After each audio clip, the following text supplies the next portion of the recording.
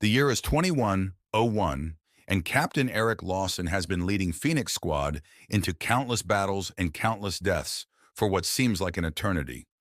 At this point, he has lost count of how many times he's resurrected. The promise of a finalized stabilizer dangled in front of Eric, a beacon of hope in the relentless storm of brutal missions and monstrous revivals. Vicar and other scientists immersed themselves in data, their eyes gleaming with an obsession bordering on madness.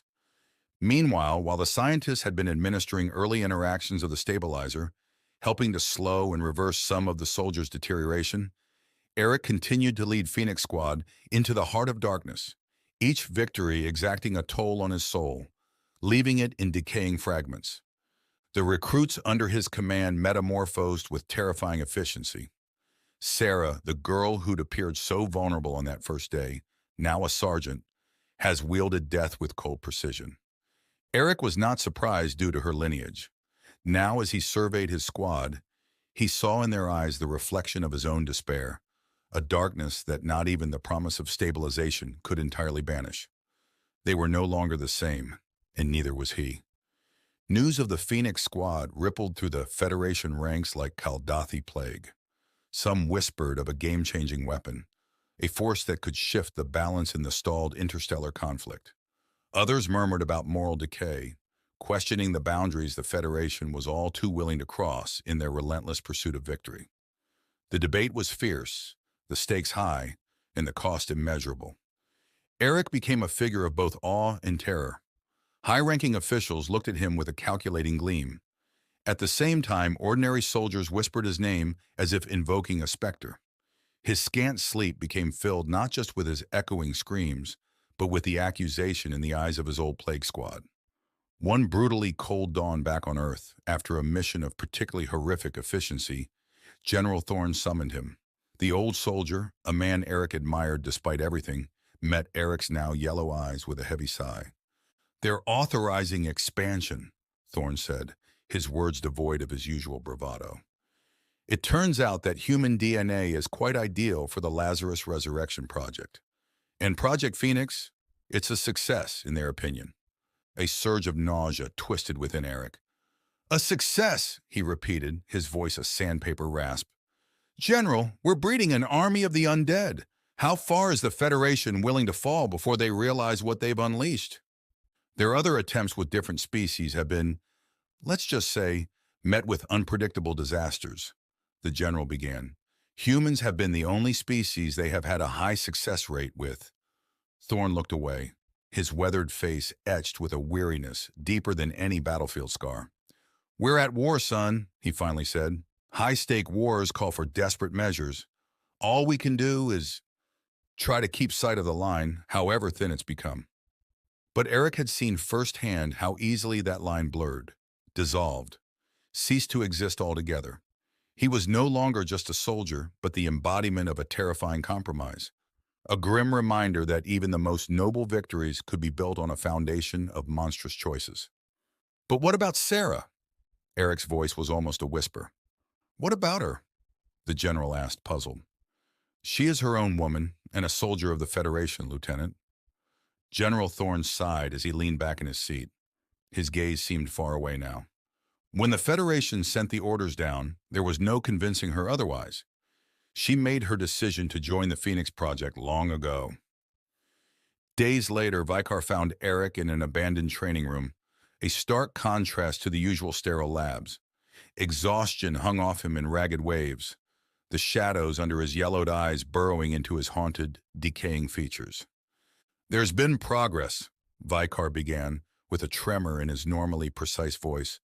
"The stabilizer, the prototypes show signs of—" he faltered. Did pity flicker across those alien eyes? Or was it just a trick of the harsh lighting? Eric didn't respond. He just stared out at the desolate training ground where he'd turned ordinary humans into undead weapons. "Does it stop the nightmares, Vicar?" He chuckled bitterly. "Can it bring back the people I see when I close my eyes? My wife, my platoon, those I've slaughtered, in the name of war? Or will we be the first undead team the new and improved Phoenix Squad hunts down when the Federation grows tired of us?" The silence echoed between them, heavy with unspoken accusations. Vikar, the visionary obsessed with transcending limitations, finally confronted the monstrous reality of his creation. "I won't let that happen," he began, the conviction in his voice remaining steady. "You know, Lieutenant," Vikar began, but was cut off by Eric. "Vikar, we've been friends for a while now. You can just call me Eric." He smiled at the scientist who was struggling to meet Eric's gaze. "Right, you're right. As I was saying, Eric," Vikar amended with forced familiarity, "it's the Federation that made this all possible. I have worked on this for decades, even long before I came to work for the Federation. I just never had the resources and connections before joining." Eric just listened, his stillness unnerving. They'd confided in each other before, sharing fragments of their past, vulnerabilities masked as camaraderie. But this felt different. "My civilization was decimated long, long ago," Vikar continued, his voice cracking slightly. "War, it is ever the eternal destroyer. It left me and a few others as remnants, the last of my kind. I swore, Eric, to find a way to bring my people back, to reverse the irreversible. And when I bring them home, the Federation will see. They will understand." His eyes finally met Eric's, a desperate plea flickering alongside cold determination. "They will understand my gratitude for providing the key to make this all happen," Vikar finished. Eric's hand on Vikar's shoulder felt oddly heavy. "I know you will," he said, the warmth in his voice a chilling contrast to the emptiness in his eyes. "And when your people return, when they stand proud and tall once more, I'll be there to celebrate with you, my friend." Weeks later, the first batch of the new, improved Lazarus Resurrection Project recruits arrived. They were younger, eager, and had a horrifying gleam in their eyes. They weren't here from some twisted sense of duty. They were here because the stories of the Phoenix Squad had become legends. This was their gateway to invincibility, to the kind of power that warped heroics into a macabre spectacle.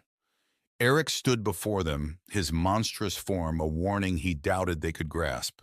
"This isn't glory," he barked, his voice colder than the depths of space. "You'll kill, you'll die again and again. Maybe this stabilizer will keep your bodies intact. But I promise you, something in you will break with every death."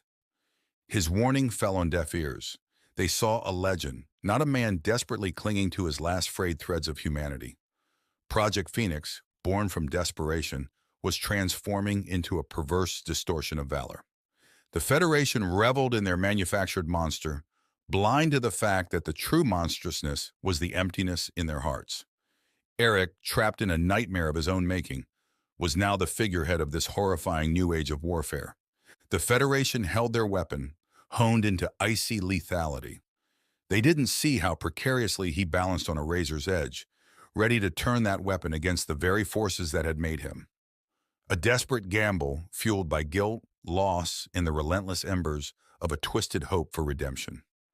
Time had passed, with the year being 2105, and Lieutenant Colonel Eric's training sessions became a twisted form of indoctrination. Gone was any pretense of strategy or finesse. He taught his new recruits the efficiency of brutality, the cold calculus of trading their lives for maximum tactical advantage. His voice, once a rallying call for valor, was now a rasping echo that stripped away their illusions. Yet the new protocol solutions did work in a horrifying fashion. The recruits suffered less noticeable physical deterioration. The psychological cost, however, became chillingly apparent. A manic gleam replaced the initial hero worship in their eyes. Death became a game, their resurrections greeted with morbid laughter instead of the numbed acceptance of the first generation of Project Phoenix. Eric watched with a growing sense of dread. It was worse than he could have imagined. They were not just creating undying ghouls, but creatures that reveled in their own monstrous existence. The Federation, drunk on the tactical successes of these untamable soldiers, had unleashed something that felt irrevocably broken. Vikar's early flicker of remorse hardened into a chilling resolve within the confines of the medical bays. The stabilizer had become his obsession, the warped justification for the atrocities they had wrought. Eric no longer saw a friend in him, but another puppet master, manipulating the threads of life and death without fully comprehending the consequences. A plan began to coalesce in Eric's exhausted mind. One final desperate mission, a strike at the heart of Phoenix Project. It was a fool's errand, a last-ditch effort against insurmountable odds. But he'd been a dead man walking since his first resurrection, and this at least was a death he could choose. His original Phoenix squad, their loyalty twisted out of shared trauma, would be the key. Sarah, who mirrored his own descent, was his first co-conspirator.